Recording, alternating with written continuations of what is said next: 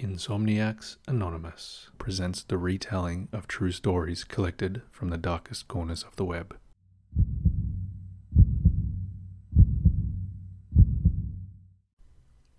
I was sleeping next to my husband when I awoke in the middle of the night to the smell of cigarette smoke.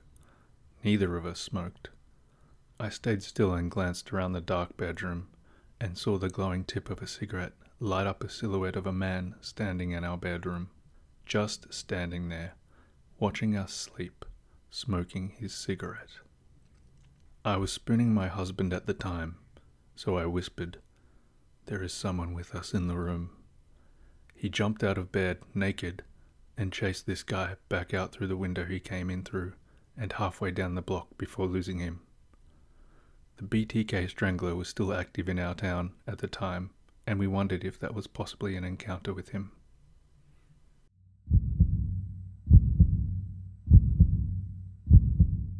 When I was maybe 6 or 7, we were visiting family in New Orleans. I was sleeping in a strange room, a strange bed, so I was having trouble getting to sleep. I heard a tapping on the window, softly. Tap, tap, tap. Pause. Tap, tap, tap. I looked at the window and I thought I saw something move that looked like a brimmed hat. It was a split-level home, so whoever it was would have had to been tall. I woke up my parents and they told me the house was old with wooden floors that would creak, and that I was imagining things and to go back to bed. In the morning, we found the back gate lock was broken.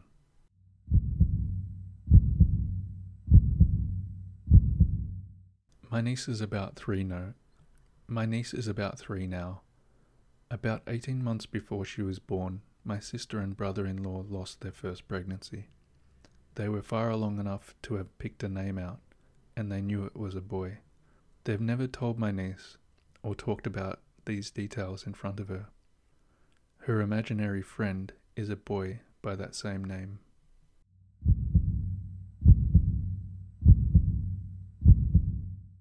I was a case manager for mental health members.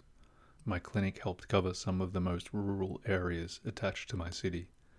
It could be a 30 to 60-minute drive out into the desert to someone's trailer for a home visit, with instructions like, "Turn at the cactus," or "We are the only trailer in that direction, you can't miss me." I went to a home visit for a member that was not my normal member. I've never met this person before. It's a long drive out there.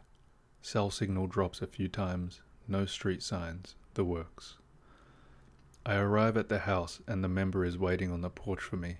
Not unusual. He comments on my young age and appearance. Also not unusual. I just graduated college and was younger than most of the members. We go inside the trailer, making small talk about the weather or the clinic. Just small talk walking inside. Then, he locked the door behind me, like deadbolted it. I asked him to unlock the door and he refused, stating symptoms of paranoia. So I stand with my back to the door, arms reach out from the lock, and continue with my home visit, despite feeling extremely uncomfortable. I asked him how he likes living way out here. He smiled and said, "It's great, very quiet, no neighbors to view what you're doing, isolated." I asked if he had an emergency phone number on hand, like 911, crisis, a clinic, a pharmacy. He laughed but confirmed. But this laugh meant to put me on edge. So I asked why he was laughing. He said, "It takes 911 between 30 and 45 minutes to get here, if you can make a call out. Lots of stuff can happen in that time." Now I'm really freaking out and trying to professionally end this appointment as quickly as possible. And then I hear it. A faucet running in another room. "Does anybody else live here?" I asked. He smiled and shook his head. "Nope, all by myself." I hear a drawer open and close, some footsteps. "Is someone else here?" His expression turned. I said, "There isn't anybody here. Nobody you want to meet." I know it sounds straight out of a Zodiac movie, but I swear on my life and everyone I love that it occurred. I thanked him for his time, told him his normal case manager would follow up as I'm unlocking the door, still facing him. He said it was nice to have a female visit. They normally send a male to work with me. With this smile, a smile I'll never forget. On the walk, basically a sprint in heels, to the car, I pulled out my cell phone. No service. I do not have cell service until about 5 minutes down the road. I do not conduct home visits any further. I also started wearing flat shoes, big clothing, a breakaway lanyard. I shared my location with everyone and bought an Apple Watch for the SOS feature. I was really a wreck after that. And no one believed me. My clinic leadership peers laughed, said they'd never have a problem with this member, stated he was safe and harmless, told me I was making it up because I was young and naive. Some of my friends still don't believe me because of the similarities with the Zodiac movie. I swear on everything that I hold dear that it happened, and terrified me, and it changed the course of my career forever.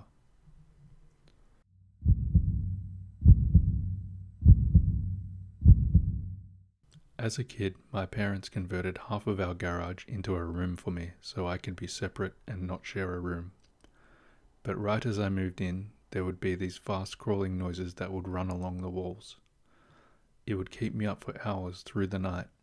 It would be loud scratching noises and fast running through every wall in the room. I told my parents, and they had an exterminator come to see if there were any animals that got in.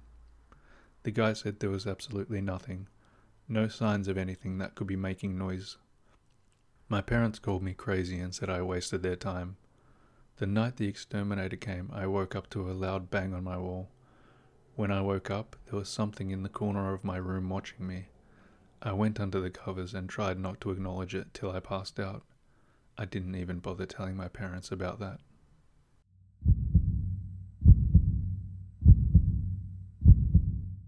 Me and my cross-country team went to Yosemite, about 17 years back now.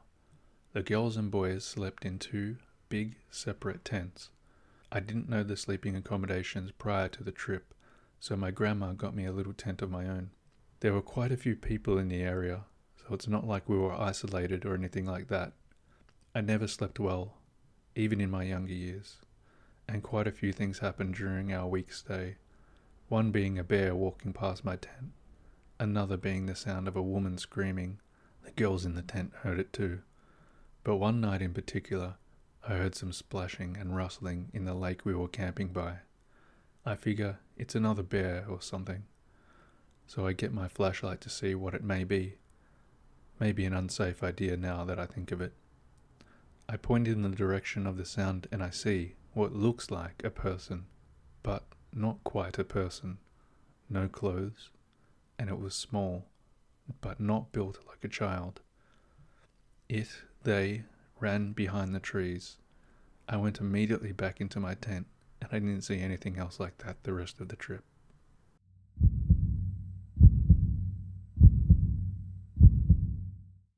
This didn't happen to me, but to my parents.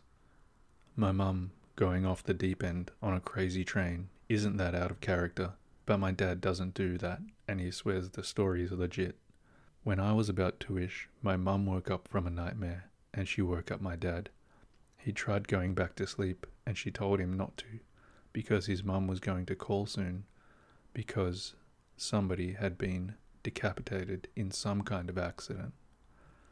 Now, Dad, of course, thought this was nonsense, but Mum was hysterical over it, so they couldn't sleep. Sure enough, a few minutes later the phone was ringing. It was his mum letting him know that his friend and the friend's little brother's girlfriend had both died in a car crash coming home from a party about 3 miles away from us. My dad's mum and their family were very close. We later learned that my dad's friend had been decapitated when he lost control in his ragtop Camaro, hit a tree, flipped the car upside down. Neither he nor his younger brother's girlfriend were wearing seatbelts.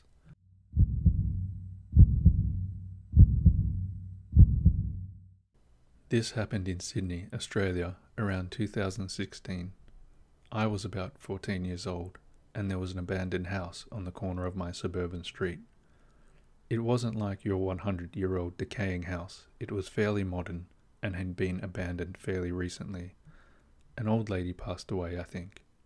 Me and my 2 friends, let's call them Jackson and Harley, used to walk past it on our way home from school, and on one occasion, being the naughty teens that we were, we thought we'd jump the fence and check out the house.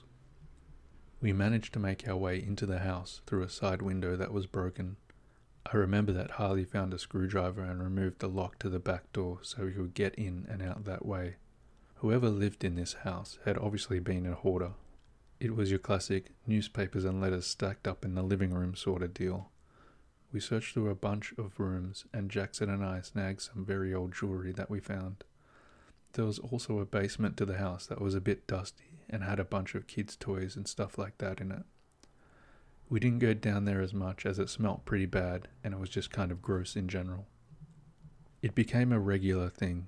From there on out, we would enter the house after school and just hang out, look around all the old stuff. It was never overly creepy or anything like that, but it just had an off feeling about it. There were picture frames of people I never knew on the walls, and seeing these random people sort of just smiling at you made us feel a bit uneasy, especially since we were technically infiltrating this home. There were a few occasions when I would be walking home from school alone because my friends had other activities or I was coming back late. I never walked up the guts to enter the house alone, but I would often stare up at the kitchen window from the side path, half expecting to see some ghostly figure staring back at me. One day Jackson and his family had gone over to Harley's for a barbecue. Their parents were good friends, I believe, and they messaged me on Instagram around 8 p.m. asking if I wanted to go back to the abandoned house. I only lived about 2 streets away from them, so I said yeah and went out to meet them. We met up at the front and made our way into the house the usual way, through the back door. I was a bit nervous because we had never been into the house at night before, but we had flashlights on our phones, and it seemed less scary with the 3 of us laughing and joking around. We entered the house and began our usual routine of looking around for anything cool. We were joking and making light of the situation, searching through old letters and boxes for anything worth taking home, or at least taking a picture of. At some point I started recording on my phone. I can't remember why exactly. We were all hanging out in the kitchen area and Harley is mid-joke when all of a sudden we hear multiple loud, rapid knocks from the floorboards directly below us. Without sparing each other so much of a glance, we each bolt out of the kitchen and out through the back door.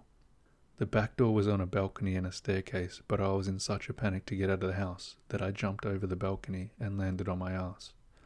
I didn't even care at the time. We scrambled over each other trying to get back to the main road, and once we did, we ran straight home.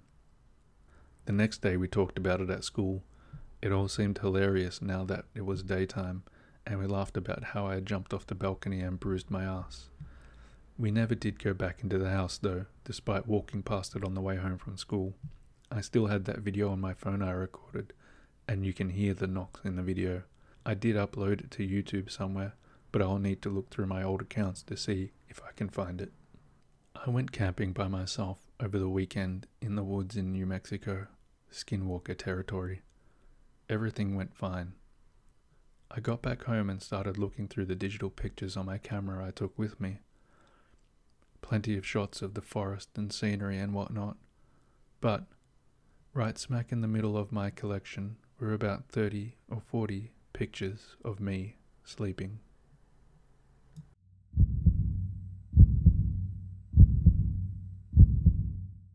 When I first moved in with my aunt, I was 16. I was home with my little cousin, 1 at the time. We'll call him Kyle. He fell asleep for his nap in his crib, so I decided to take my shower then so I wouldn't have to later when everybody was home. About 15 minutes passed by and I just finished rinsing my hair, and Kyle woke up and started to cry. I went to get out of the shower and grab my towel when I heard a man's voice yell, "Shut up!" very angrily. We lived in a house, so it couldn't have been a neighbour, and I know it wasn't my uncle because he was out of town for the week. It scared the crap out of me, but I ran out of the bathroom, butt naked, with a curling iron in my hand, ready to fight whoever was in the house.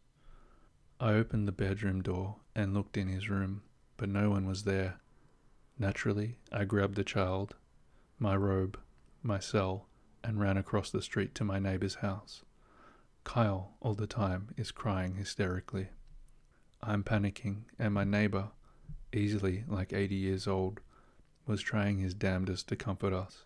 We called the police, and my aunt both rushed over. The cops checked the house and didn't find anyone.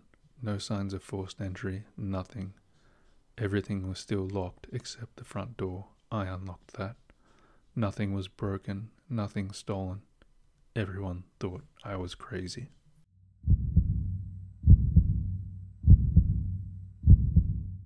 In an old apartment, I had stuff disappear or show up elsewhere fairly often.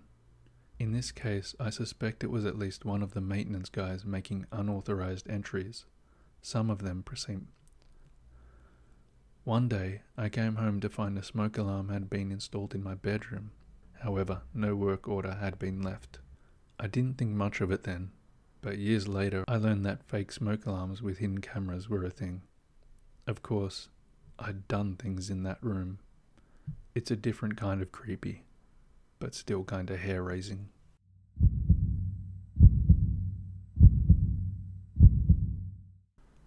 Well, that's all for this episode. I look forward to the next one.